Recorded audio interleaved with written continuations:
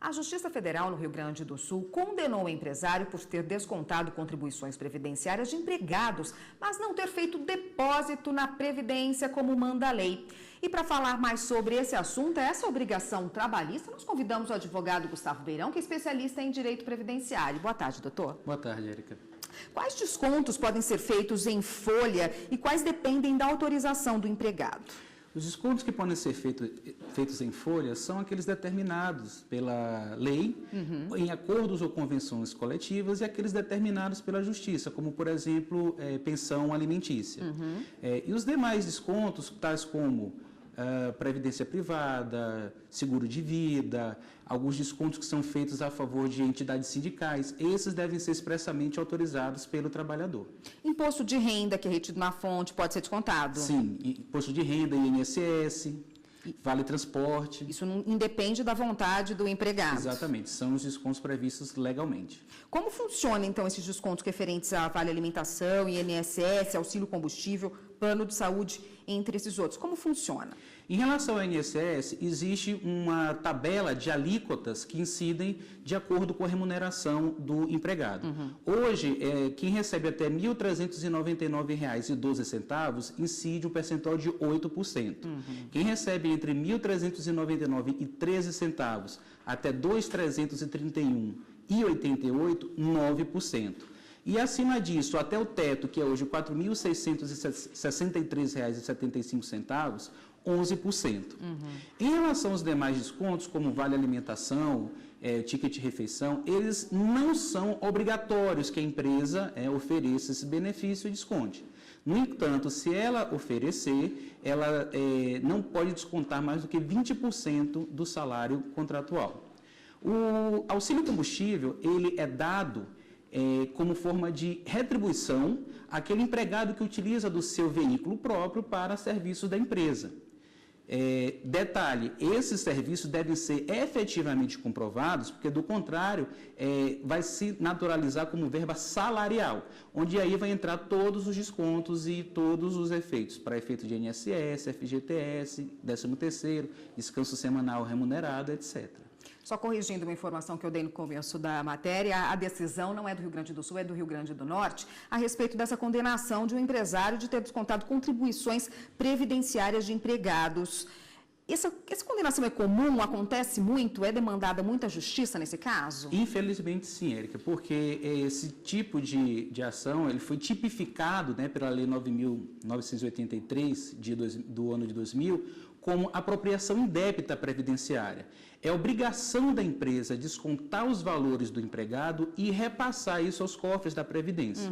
Quando há esse desconto e não é repassado, ele é tipificado e com uma pena que chega de 2 a 5 anos de reclusão, mais multa.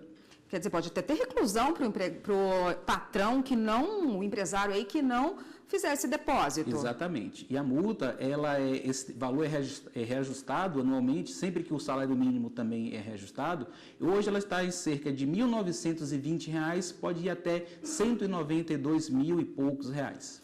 Como é que a pessoa fica sabendo se está sendo descontada ali na folha de pagamento e se o patrão dela está repassando esses direitos, depositando como deve ser feito? Existem duas formas da gente fazer esse monitoramento. Em relação às contribuições previdenciárias, existe o extrato do Cadastro Nacional de Informações Sociais, mais conhecido como CNIS.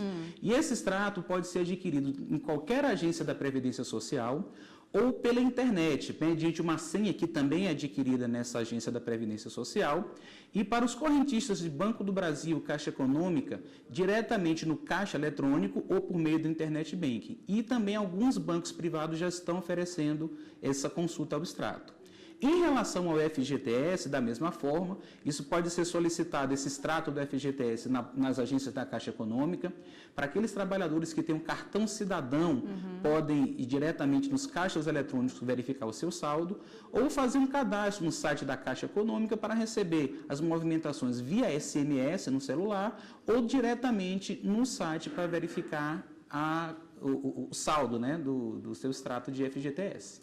Tá bom, doutora, a gente vai terminar um pouquinho aqui, só fazer uma pausa, a gente vai para o intervalo, e no próximo bloco eu queria que o senhor começasse até explicando como é que o funcionário faz, como é que o empregado faz, se ele descobrir que isso, dessa forma aí, não está sendo debitada a conta dele, da folha dele, e depositado como deve ser. Só um minutinho, por favor. Aqui no estúdio nós voltamos a falar com o advogado Gustavo Beirão, que é especialista em direito previdenciário e hoje conversa com a gente a respeito dos descontos em folha. Doutor, no bloco passado o senhor disse o que pode ser descontado em folha, o que precisa de autorização do empregado, o que vai ser descontado de qualquer forma, não precisa da anuência dele ou não. Caso o empregado descubra que a empresa está descontando algo do salário dele e não está depositando na conta como previsto em lei, o que ele faz? Érica, nesses casos, primeiro a gente orienta que ele vá lá no RH da empresa, ver se não houve algum equívoco, houve alguma falha nos trâmites, né, administrativos. Caso contrário, ele não consiga resolver, ele tem duas opções: ou acionar a administração, no caso as superintendências regionais do trabalho e emprego, ou entrar na justiça por meio de um advogado ou um defensor público. Porque isso pode dar problema para ele, né? Quando ele for demitido, por exemplo, que pode acontecer, dispensado do trabalho, ele tem que receber os direitos e não consegue, é isso? Verdade. E não só isso, como também futuramente vai prejudicar os direitos previdenciários. No caso de um benefício que ele venha requerer e não haja essas contribuições, o INSS vai indeferir. Vamos repetir as sanções que são impostas aí ao empregador que não faz isso direitinho. São de 2 a 5 anos de reclusão e uma multa que pode chegar entre R$ 1.920 e poucos reais até R$ 192 mil e fração. A Previdência obriga o trabalhador que quer se aposentar a ir atrás de toda a documentação, dos comprovantes, de tudo isso para saber se ele pode se aposentar ou não. Simples registro na carteira não garantiria isso ao trabalhador? Érica, essa é uma questão que é bem comum acontecer. Na verdade, a legislação ela privilegia os dados que constam no Cadastro Nacional de Informações Sociais, podendo o trabalhador, a qualquer momento, fazer inclusões, exclusões, alterações nesse cadastro.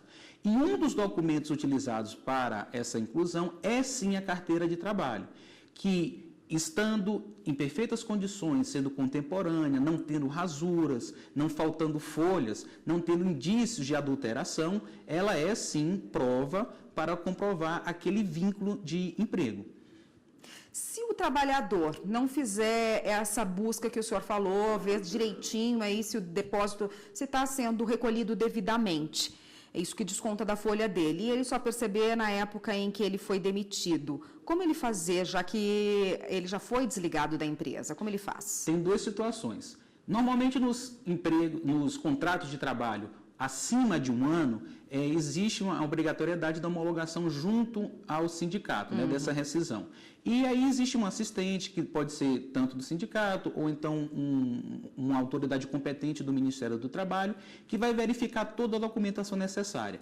E dentre os documentos necessários para que seja homologado, está o extrato do FGTS, bem como as guias pagas e o extrato rescisório do FGTS.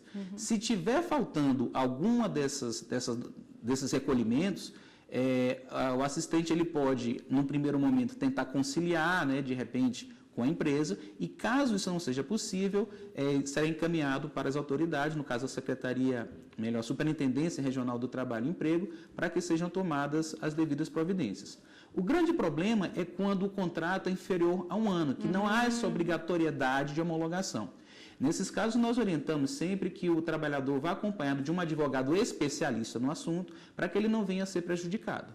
Doutor, quem fiscaliza isso? Só o trabalhador pode fiscalizar se o depósito está sendo feito ou não? Existe um órgão governamental que fiscalize isso? Existem o Ministério do Trabalho, né, também a Secretaria da Receita Federal do Brasil, que são os órgãos incumbidos, né, no caso do Ministério do Trabalho, se todos os direitos trabalhistas e verbas estão sendo recolhidos, também fiscalizar o ambiente de trabalho, a higiene e segurança. E em relação à Receita Federal, são em relação às contribuições previdenciárias devidas por essas empresas. Qual é a orientação final que o senhor dá aí para quem está no mercado de trabalho, tem a carteira assinada, está sendo descontado em folha, para ele acompanhar isso certinho? Qual a orientação? É o que eu costumo chamar de gestão da vida laborativa ou previdenciária. O que é que significa esse palavrão todo, né? Significa que existem situações em que, mesmo desempregado, o trabalhador ele pode estar sendo amparado pela Previdência Social. Existem situações da vida civil, como, por exemplo, o nascimento de um filho, que tem toda uma implicação na área do direito do trabalho, na área do direito previdenciário, e nós, assim como fazemos sempre consultas periódicas nos médicos, né, para ver como é que está a nossa saúde, nós orientamos que procure um especialista para verificar todas essas condições, a fim de que futuramente, quando numa situação de requerimento de benefício ou mesmo de desemprego involuntário, essas pessoas tenham orientação para que elas continuem amparadas tanto pela Previdência e tenham também assegurado os seus direitos trabalhistas. Tá ótimo, muito obrigada pela participação. Eu conversei com o advogado Gustavo Beirão, que é especialista em direito previdenciário e hoje conversou com a gente a respeito dos descontos em folha. Obrigada pela participação, até uma próxima. Eu que agradeço, Erika. Até mais. Até mais.